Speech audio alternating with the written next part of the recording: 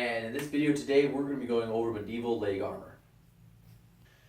Although there are many pieces of leg armor that we could use for examples, both historical and non-historical, today we're going to be using my own personal set made for me by Robert of StokewoodArmory.com.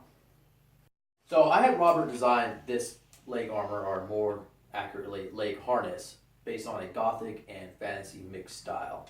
So it's not really entirely historically accurate, but it does have historically accurate themes to it, such as the blackening, which was done by applying a layer of flaxseed oil and kind of cooking it onto the metal over and over again to get this black finish that helps prevent rust, a technique that was used during the medieval period.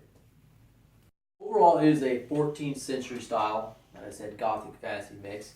In the back here, you can see that it has rivets attached to many of the different plates or lames, but most uniquely, he has this leather strap right here that attaches my greave to my pole-lane, the knee section of my armor. That kind of gives it like a free floating ability that allows increased movement. Alright, now we're going to go over the different parts of the armor. Obviously the thigh, the knee, and the shin/ankle section. First, we're going to start with the thigh. So, the thigh section of the armor. Here in my hand, I got my left side, my left leg right here, of the armor. You can see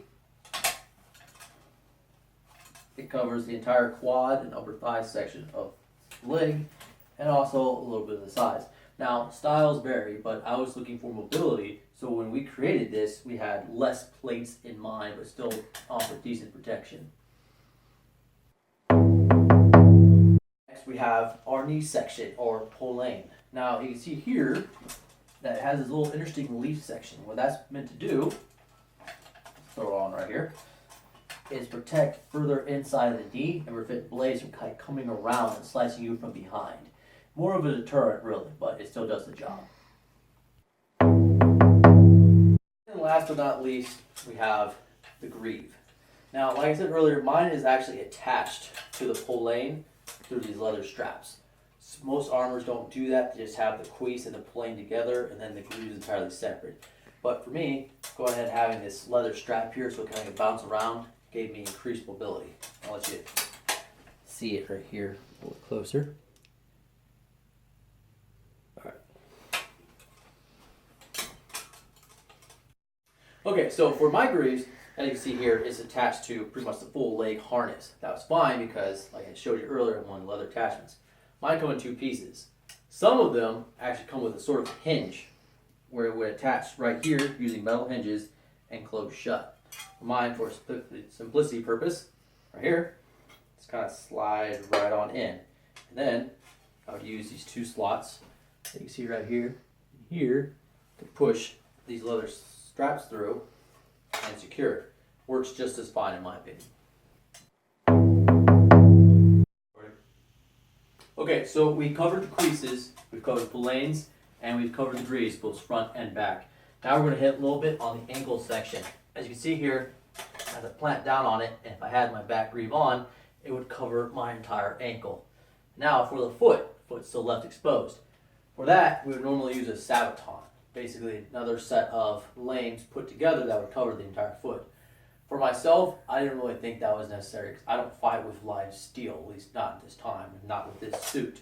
I do SCA instead, which uses this kind of like plant bamboo-like stem to strike at the opponents. So for me, that'd be a little too much. Okay, so that covers pretty much the whole basic introduction of leg armor / leg harness and its actual correct historical terms. Now we're going to go ahead and try it on and give you a small example of the full mobility. This about covers it. Now we get to the fun part. We're going to put it on. Now for me, since my greaves are attached, it's a little simpler, but I'll go ahead and let you see for yourself, visualize how this is actually put on. Starting now.